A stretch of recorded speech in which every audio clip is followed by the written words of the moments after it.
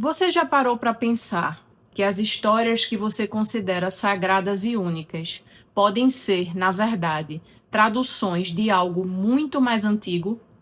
E se eu te provasse que a história do Gênesis, da criação do homem e do dilúvio não aparecem pela primeira vez na Bíblia?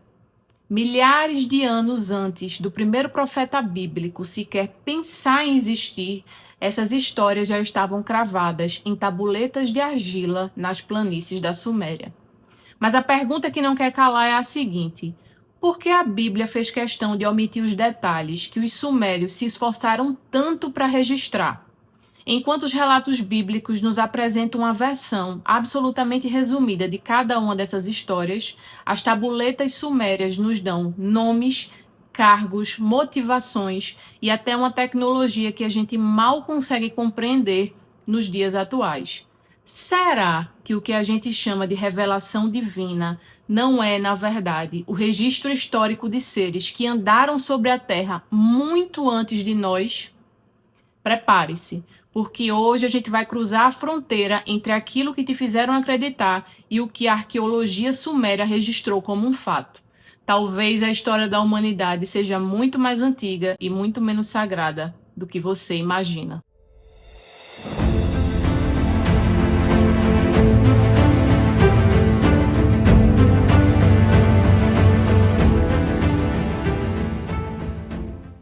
Olá, seja muito bem-vindo, seja muito bem-vinda. Você está no canal A Caminho de Casa. Se você ainda não me conhece, o meu nome é Ângela. Se já me conhece, é um prazer imenso receber você aqui de volta no meu canal. Antes de começar o tema do vídeo de hoje, eu peço que você, por favor, deixe o like nesse vídeo, compartilhe esse vídeo, se inscreve no meu canal, porque na medida que você faz esse movimento a favor do canal A Caminho de Casa, o YouTube entende que o meu conteúdo é relevante e vai acabar divulgando esse vídeo e esses vídeos para mais e mais pessoas. Também peço que, se você puder, me siga lá no Instagram e no TikTok do A Caminho de Casa, porque a propagação também está sendo realizada por lá. Pessoal, hoje eu convido vocês a fazerem uma viagem comigo. Uma viagem lá para o Oriente Médio, para que a gente possa entender o que acontecia por lá há alguns milhares de anos atrás. Lá no Oriente Médio existe uma região que ficou conhecida como Crescente Fértil. É ali que acredita-se que surgiu a primeira forma de agricultura organizada. Nessa região é onde fica a Mesopotâmia, e é ali onde surgiram as primeiras civilizações que já foram registradas na história há alguns milhares de anos atrás. A Mesopotâmia é o lar do Império Acádio, Assírio e do Império Babilônico. E os arqueólogos acreditavam firmemente que essas foram as primeiras civilizações que ocuparam aquela região há milhares de anos atrás.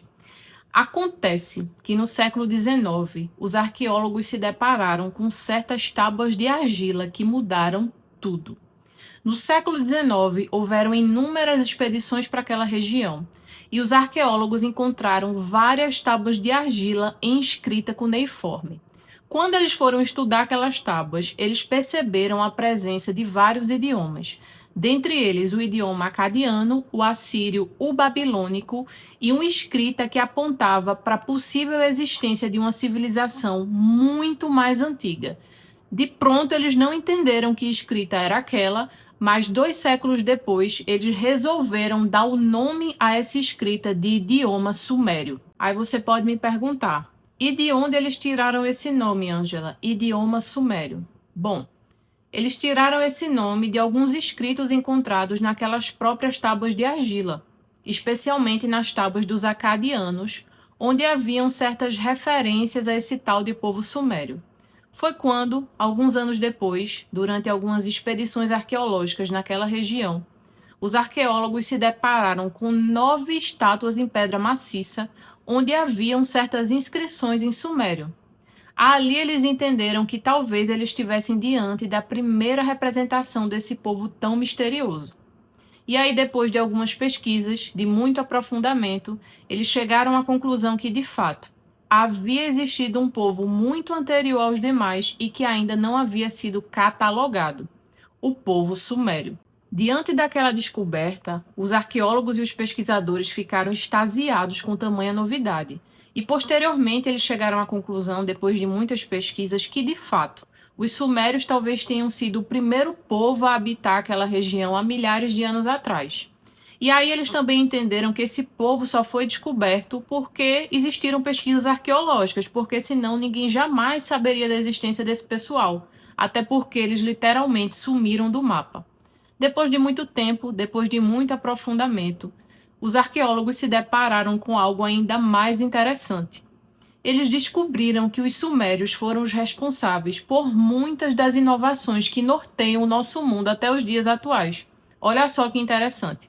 Eles descobriram que os sumérios foram os inventores da roda, foram os inventores da escrita, da matemática e do arado. Os sumérios foram os primeiros a aprenderem a mexer com cobre e a fundir metais. Parece que eles também foram os primeiros a construir certas estruturas piramidais. E o mais interessante de tudo isso é que eles utilizavam de uma matemática extremamente avançada naquelas construções. Mas a pergunta que nunca calou os historiadores, os pesquisadores e os arqueólogos envolvidos naquela pesquisa tão aprofundada era a seguinte: como? Como é que um povo tão primitivo, um povo praticamente da Idade da Pedra, tinha acesso a tanto conhecimento, a tanta informação, a tanta tecnologia, a tanta inovação? Como é que eles aprenderam a desenvolver e a mexer com aquela tecnologia? E a resposta para todas essas perguntas só chegou no século XX, após a tradução de algumas daquelas tábuas sumérias que foram encontradas, especialmente após a tradução de um conjunto de 7 tábuas chamado Enuma Elish, onde havia sido deixado claro que os sumérios sempre interagiram com seres de outro mundo. Seres que eles frequentemente se referiam como aqueles que desceram do céu para a terra.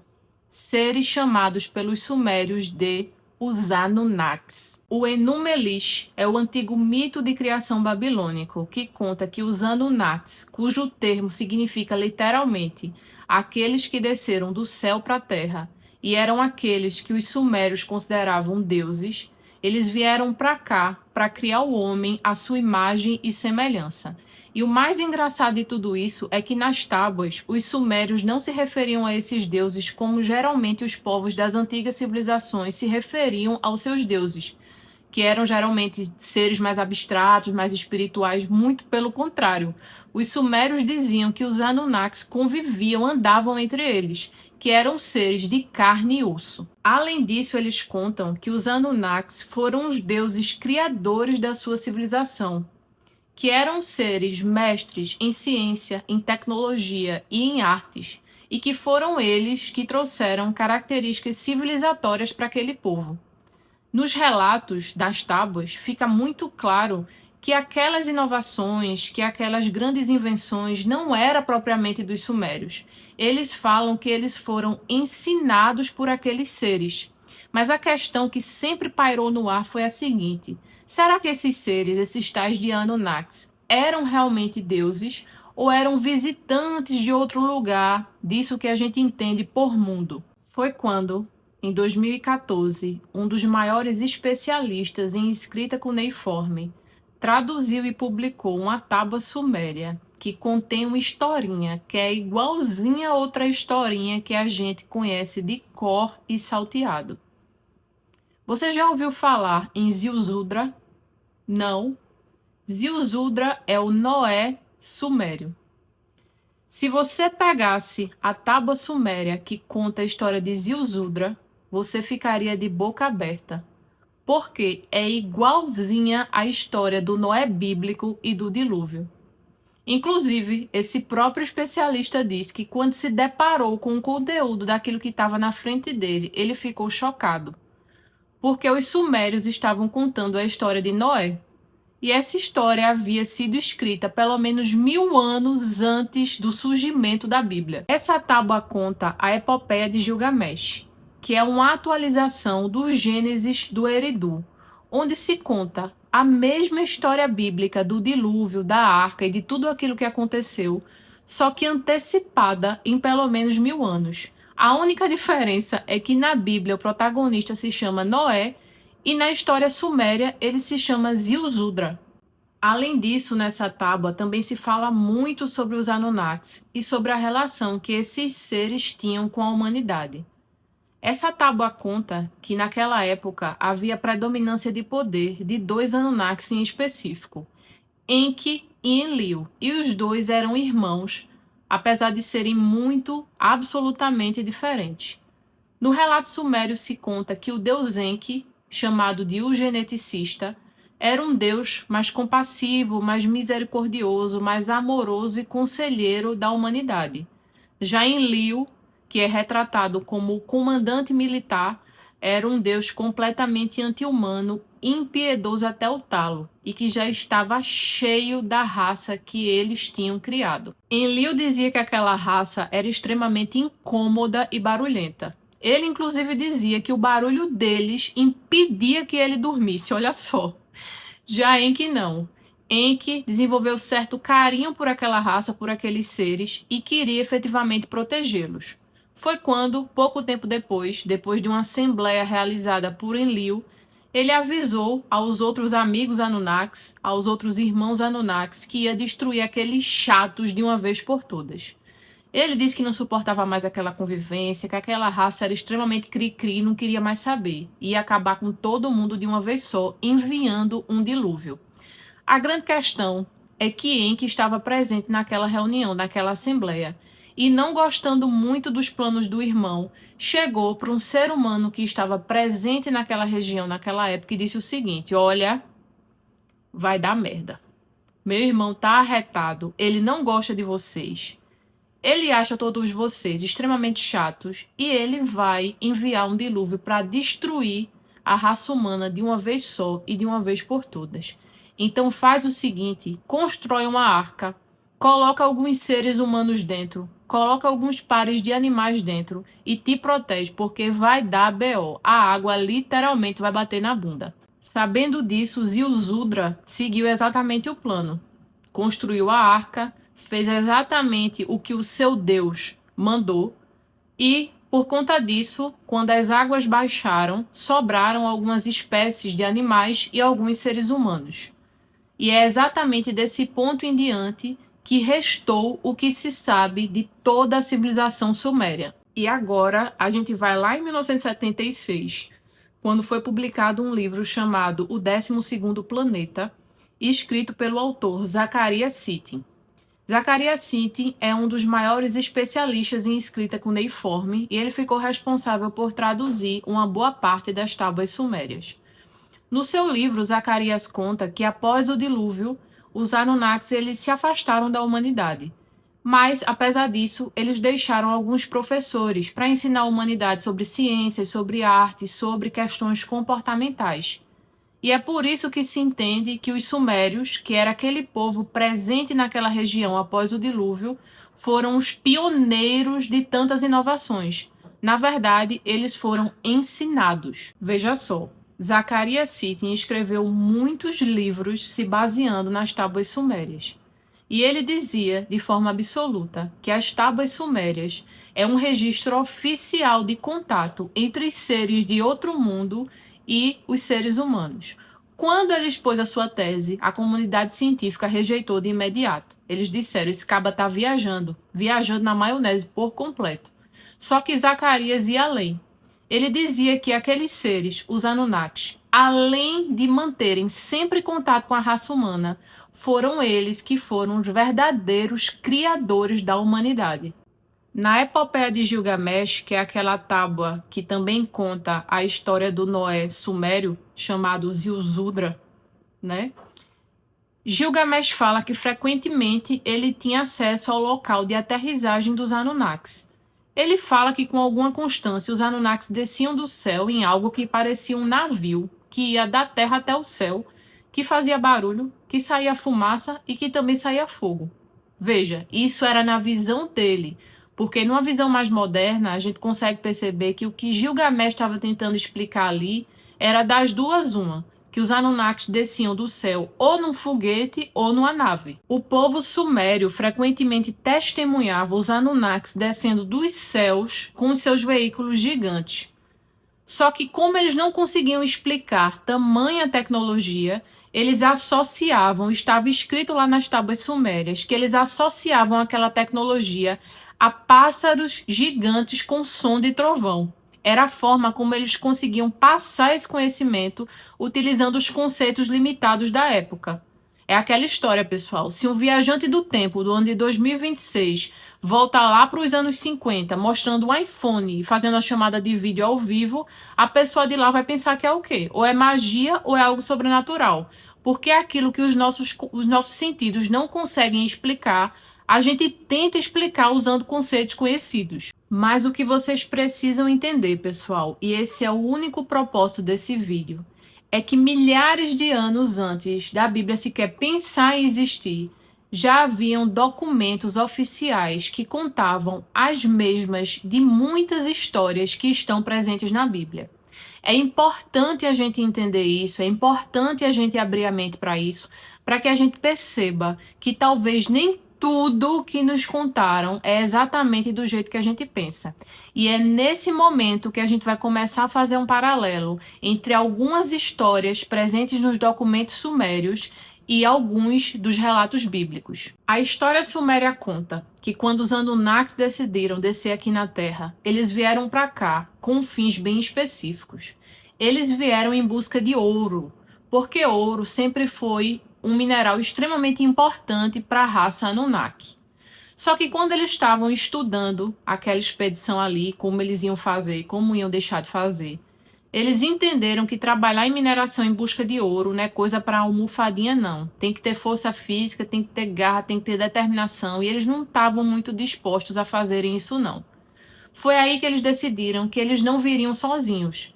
Eles trariam consigo uma outra raça que serviria de braço operacional daquela expedição, os Igigis.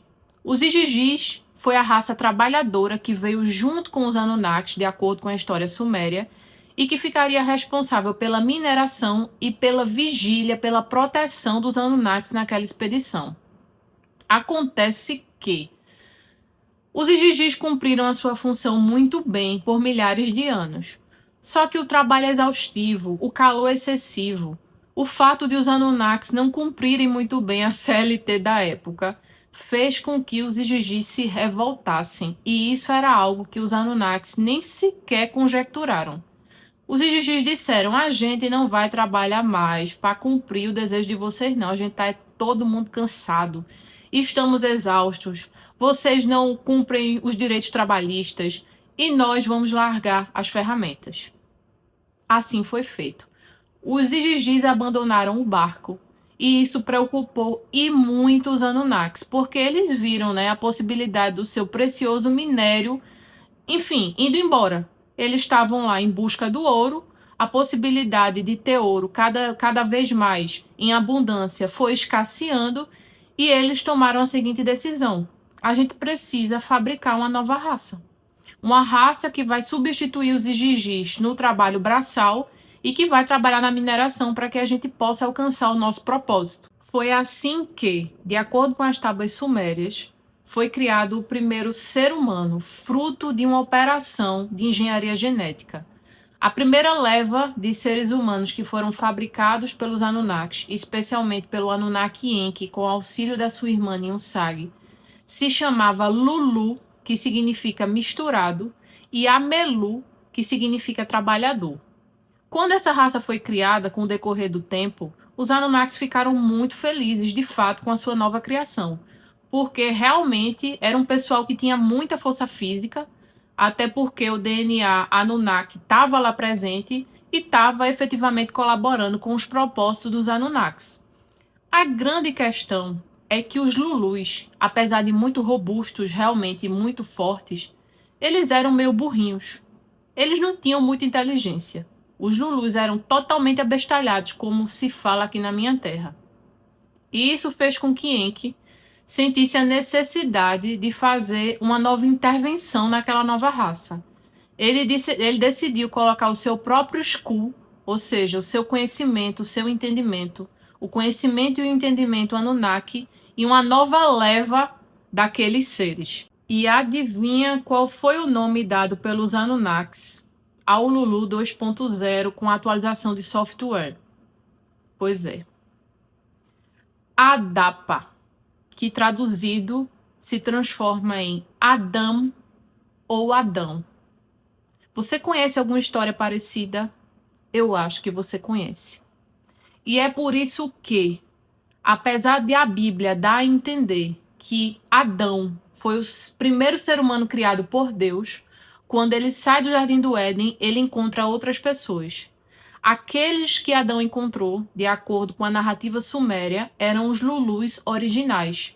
Os Lulus criados sem essa conexão intelectual, que só veio a surgir depois com a atualização trazida por Enki. A história suméria conta que Adapa era tão inteligente, mas tão inteligente, que ele acabou se tornando uma grande ameaça para os Anunnakis. Enki, o seu criador, apesar de realmente ter se afeiçoado por ele, porque se afeiçoou, se apegou à sua criação, não queria que ele se tornasse imortal como um Anunnaki. E é aqui, pessoal, que a gente encontra mais uma similaridade bizarra entre o relato sumério e o relato bíblico.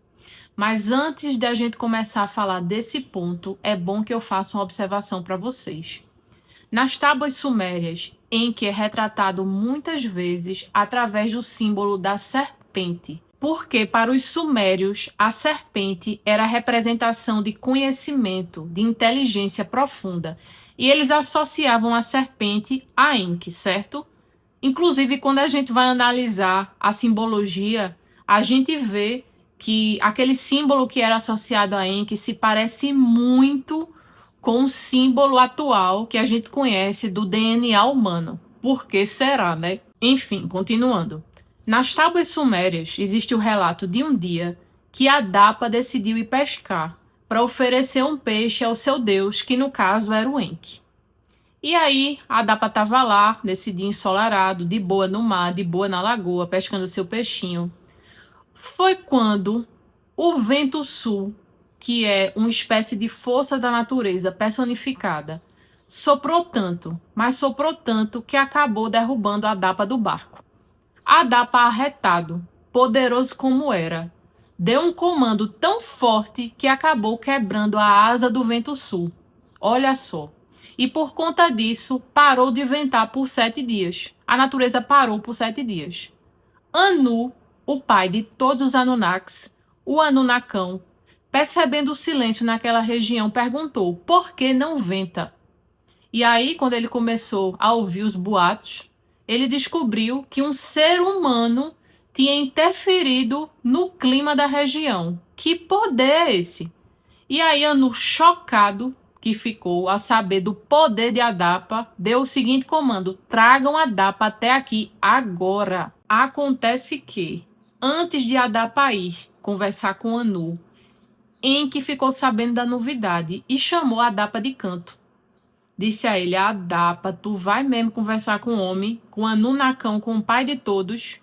Adapa disse: vou sim, oxente. Por que eu não iria? Ele não me chamou. Aí Enki disse: Adapa, tu presta atenção.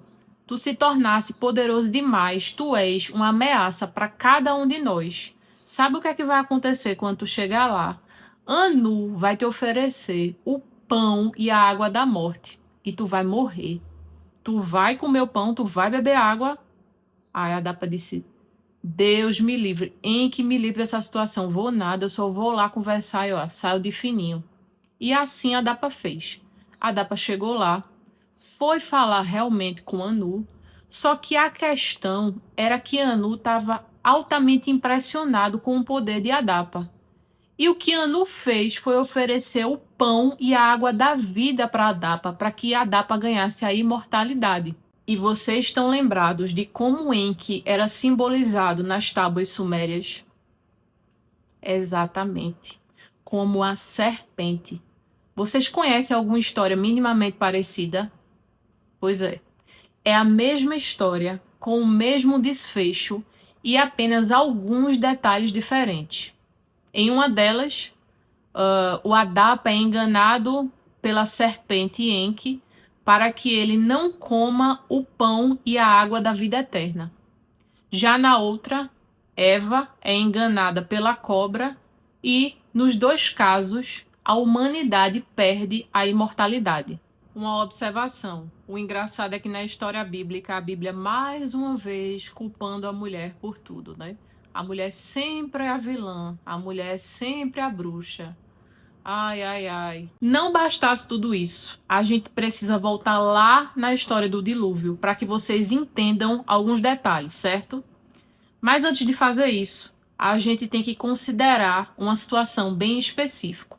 Nas tábuas de argila dos sumérios, existe uma distinção muito clara entre o deus Enki e entre o deus Enlil, ok?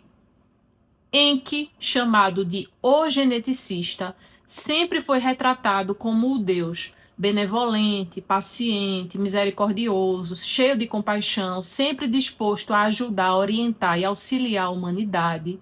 Já Enlil, que era conhecido como comandante militar, era retratado como o deus colérico, impiedoso, anti-humano, que não suportava mais a convivência com os seres humanos e exatamente por isso queria destruir a humanidade como um todo através do dilúvio. E agora a gente vai pegar nossa amiguinha aqui, a Bíblia, para que a gente possa contextualizar e entender melhor essa situação.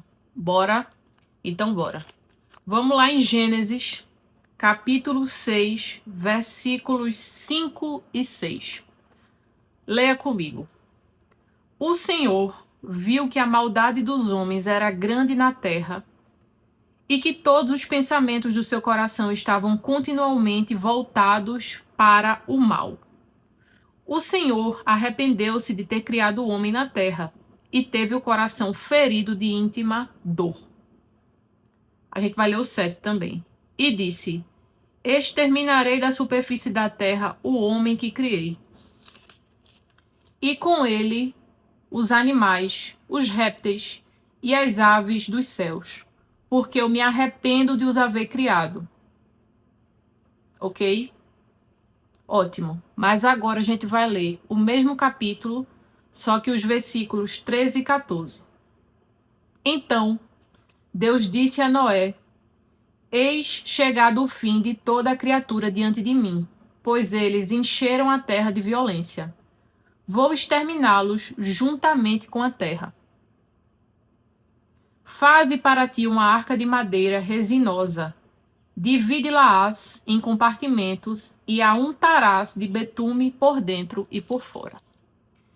Então quer dizer que o mesmo Deus que tinha se arrependido de criar a humanidade e decidiu destruir todos eles de uma vez só, através de um dilúvio, poucos versículos depois, se arrependeu do seu arrependimento e decidiu agora salvar uma parte daquela mesma humanidade que 1 minuto antes ele tinha decidido destruir. Faz sentido? Não bastasse essa situação específica, onde a personalidade de Deus fica um tanto quanto confusa de se entender, um tanto quanto bipolar, essa situação se repete inúmeras vezes na Bíblia. Tá pouco de versículo, então bora para mais. Vamos para Êxodo, capítulo 34, versículo 6, onde Deus, numa conversa com Moisés, proclama sobre si mesmo. Falando sobre si mesmo, a Bíblia diz que Deus diz o seguinte: e o Senhor passou diante deles, clamando: Javé, Javé, Deus compassivo e misericordioso, lento para a cólera, rico em bondade e infidelidade, que conserva sua graça até 1000 gerações, que perdoa a iniquidade, a rebeldia e o pecado. Veja se combina com 1 Samuel, capítulo 15, versículo 3, onde Deus diz: vai, pois, fere Amaleque e volta ao interdito tudo o que lhe pertence. Sem nada poupar, matarás homens e mulheres, crianças e meninos de peito, bois e ovelhas, camelos e jumentos.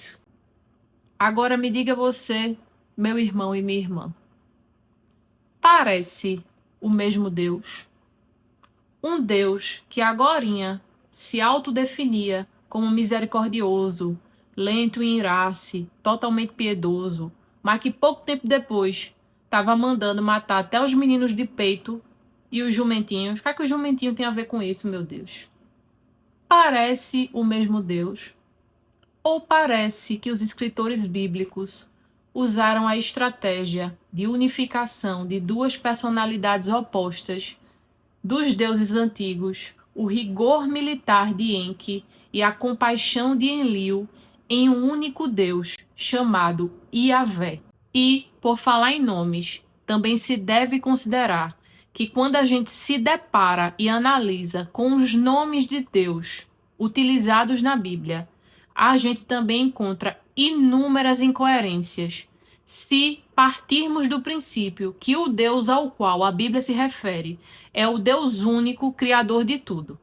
Começando pelo Elohim. Elohim é o plural da palavra Elohá. Elohá significa Deus. Por isso, Elohim significa deuses. No texto original da Bíblia, quando se vê a palavra Elohim, refere-se não apenas a Deus, mas muitas vezes a um grupo de seres, inclusive pessoas que tinham autoridade para agir em nome de Deus. Em razão do fato de Elohim ser um termo em plural, o termo por si só não combina com a figura de um Deus bíblico instituído na Bíblia Sagrada. E aí, quando a gente pega as tabuletas de argila da Suméria, cuja Bíblia é praticamente um Ctrl+C, Ctrl+V de muitas daquelas histórias, a gente percebe que quando se utiliza Elohim na Bíblia, talvez esteja sendo realizada uma referência aos antigos deuses da humanidade, os Anunnakis. Inclusive, o Elohim na Bíblia exerce muitas funções, como o comandante, o protetor, o mensageiro, igualzinho como os Anunnakis também tinham.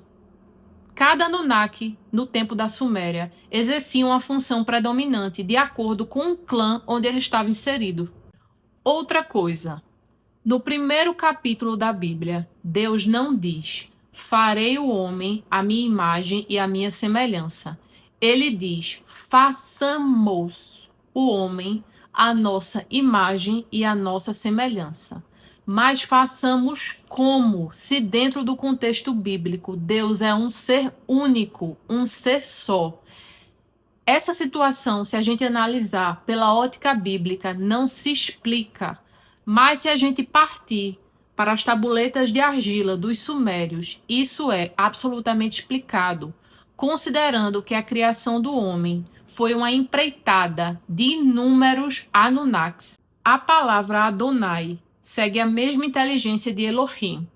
Por terminar com o sufixo ai, ela é um plural possessivo que significa literalmente meus senhores. Todas as vezes que a Bíblia fala Adonai, ela pode estar fazendo uma referência a um tempo em que os deuses eram vários indivíduos em comando. Já Iavé pode ser comparado, de acordo com as tabuletas sumérias, com a personalidade de Enlil. Todas as vezes que Iavé aparece no texto bíblico, ele aparece no contexto de rigor militar, igualzinho como as tabuletas de argila mencionam o próprio Enlil. E aqui a gente vai para o último ponto desse vídeo, e esse último ponto é focado na figura de um cara que por si só explica toda essa situação: Abraão. Abraão era natural da cidade de Ur. A própria Bíblia menciona que Abraão saiu de Ur dos Caldeus, em direção a Canaã. Ur era a capital da Suméria, o berço da civilização Anunnaki. A cidade de Ur era governada pelo filho de Enlil, chamado Nanã. E como o Deus que conversava com Abraão determinou que ele saísse de Ur em direção a Canaã, entende-se, de acordo com os estudos, de acordo com as pesquisas, que esse Deus que conversava com Abraão era o Deus Enki, o Anunnaki Enki, porque desse movimento dá para se compreender que ele meio que queria quebrar a linhagem de Enlil através dessa partida de Abraão. A cidade de Canaã ficava mais ou menos ali em Israel, Palestina. E de acordo com a narrativa bíblica, Deus disse a Abraão que ele deveria ir para Canaã para a partir dali formar uma grande nação. Dentre os requisitos que ele colocou para que Abraão fosse o líder dessa grande nação, existia um bem específico: a adoração ao único Deus, o El Shaddai. Veja, Abraão convivia de perto com o politeísmo da Suméria, onde vários deuses comandavam a depender da região em que se estivesse. E ele percebia que isso gerava uma insegurança enorme no povo. Aí o que foi que Abraão fez? Ao obedecer um comando Anunnaki, ao obedecer o comando do deus Enki, ele unificou numa só figura divina os dois Anunnakis mais proeminentes na época: a misericórdia do deus Enki e a justiça do deus Enlil. Alinhar essas duas vozes num ser só foi importante para criar uma nação forte, organizada e direcionada por um único comando, o que viria a ser posteriormente a nação de Israel.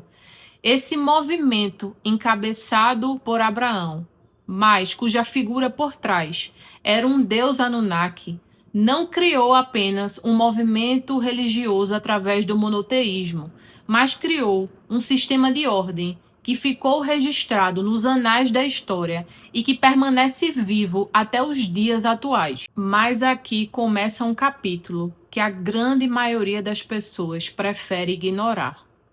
Se Abraão foi ordenado pelo Deus dele a construir e liderar uma nação, cuja base divina formou-se da unificação de duas personalidades de deuses Anunnakis, que veio a se transformar no Deus de Israel. Esse mesmo Deus permanece sendo o centro das atenções das grandes religiões até os dias atuais.